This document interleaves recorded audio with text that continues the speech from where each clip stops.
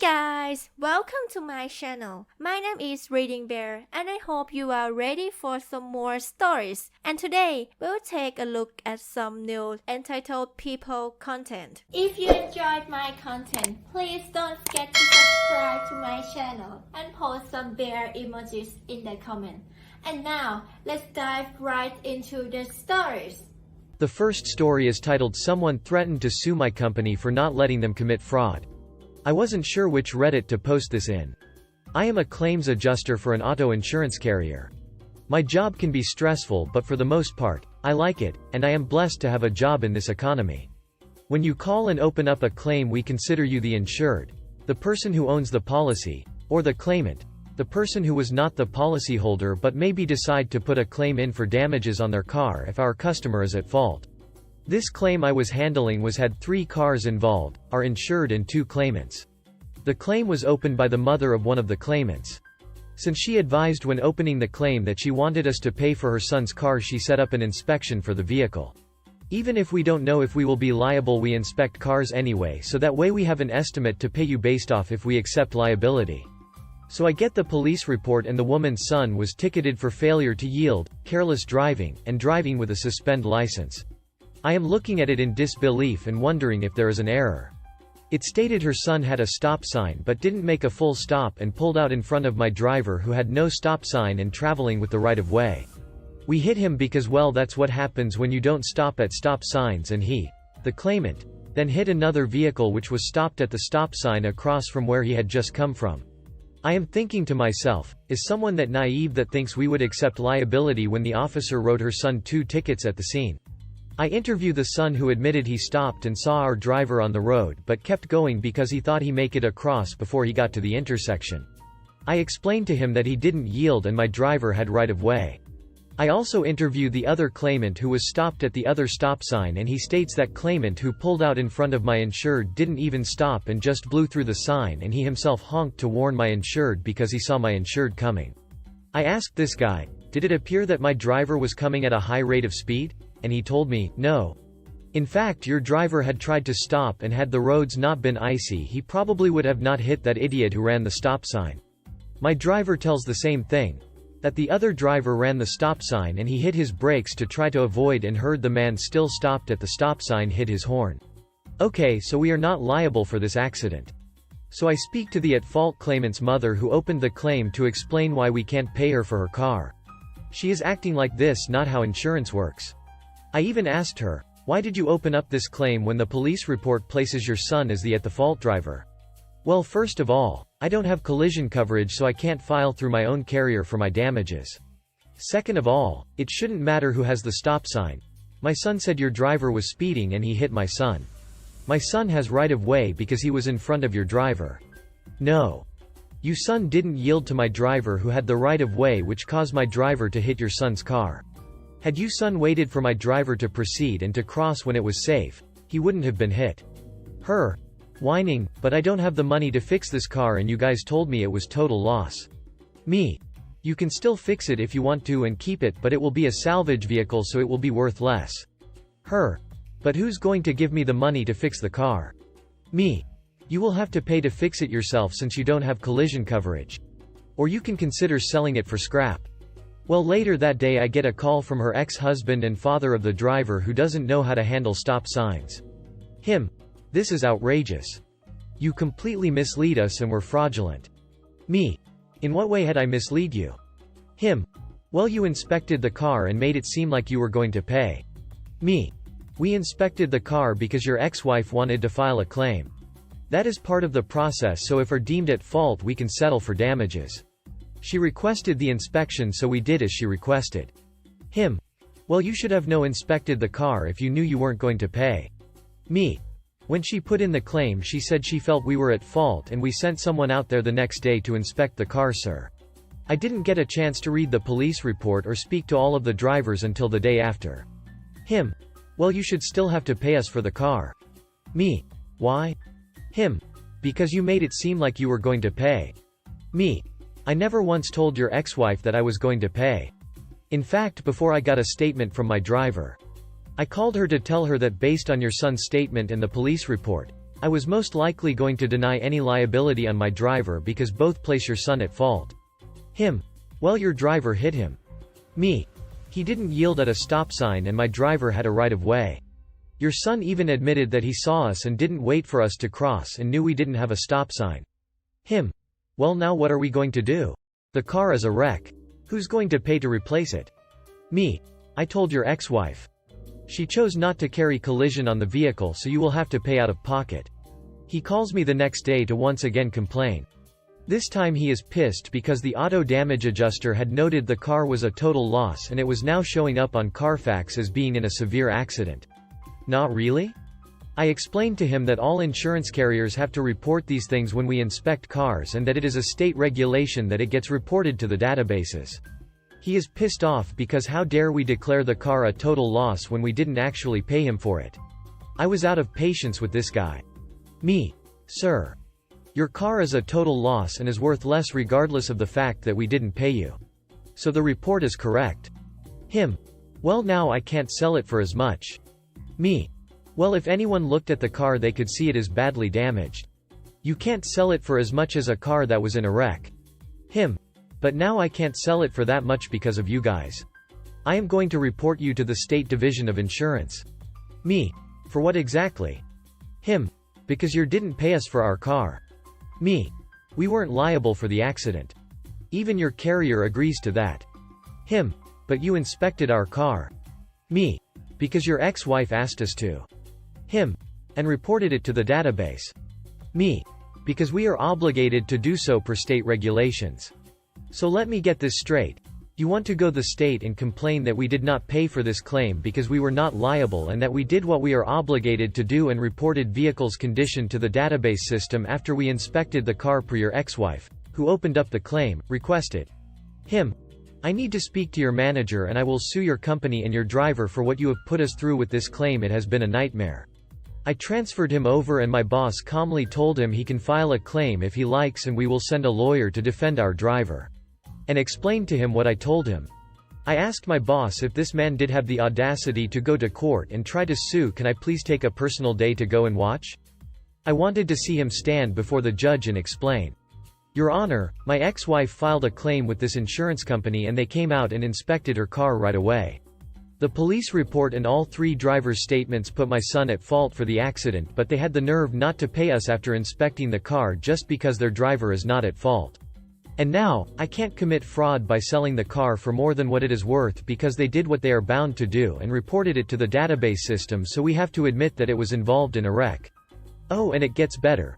When I spoke to her insurance company I was told by her adjuster, who got a laugh out of her policyholder's ex-husband's logic, that they were being dropped by them for fraud.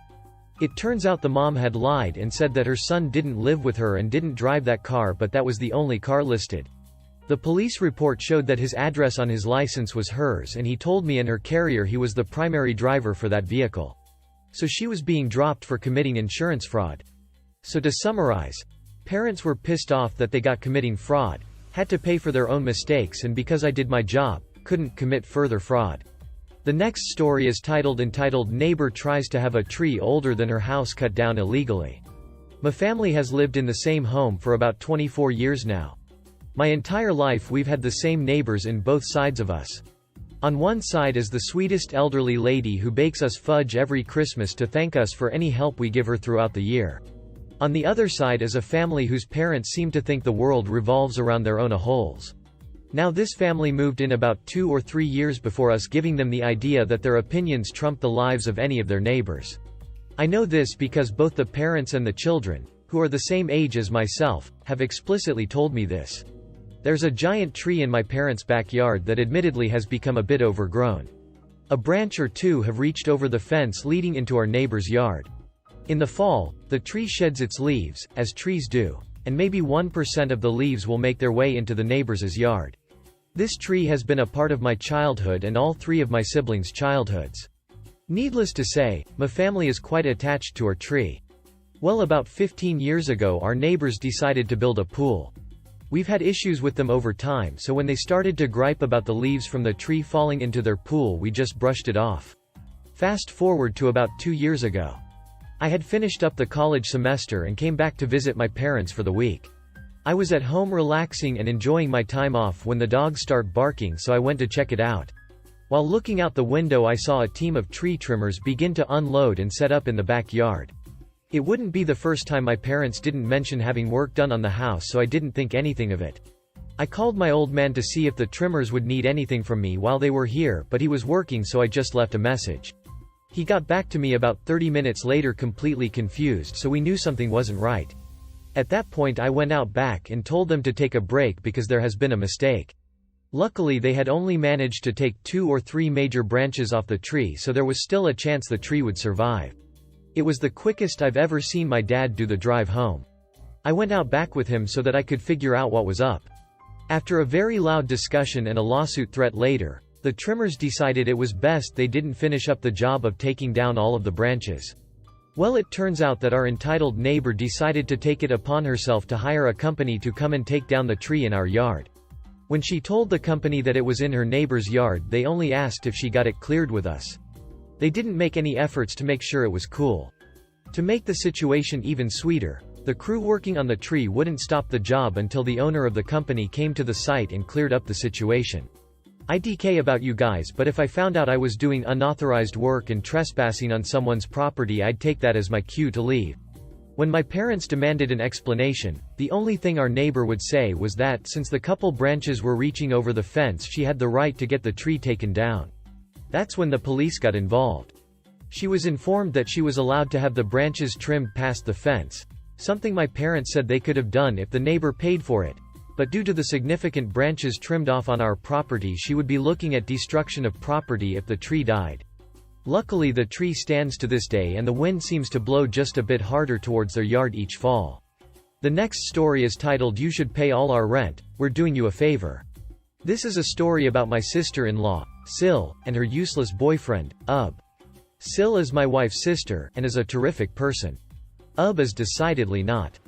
In the choosing beggars section, he's the gift that keeps on giving. Like chlamydia. In April of 2020, having lost their jobs due to COVID, they moved in with us rent-free until they get back on their feet. We're happy to have Sil. She's been absolutely terrific, pitching in around the house, spending time with the family, and being my wife's best friend. This is decidedly not true of Ub. He locks himself in their room playing video games all day long. He complains about the food, only recently agreed to chip in for higher speed internet which he kept demanding we pay for, and otherwise makes it clear how much of an imposition it is for him to live in our home rent-free. Sil was finally able to get a full-time job last month. Their finances are still a mess, but things are improving and she said they'd move out in the spring. Honestly, we're all going to miss her.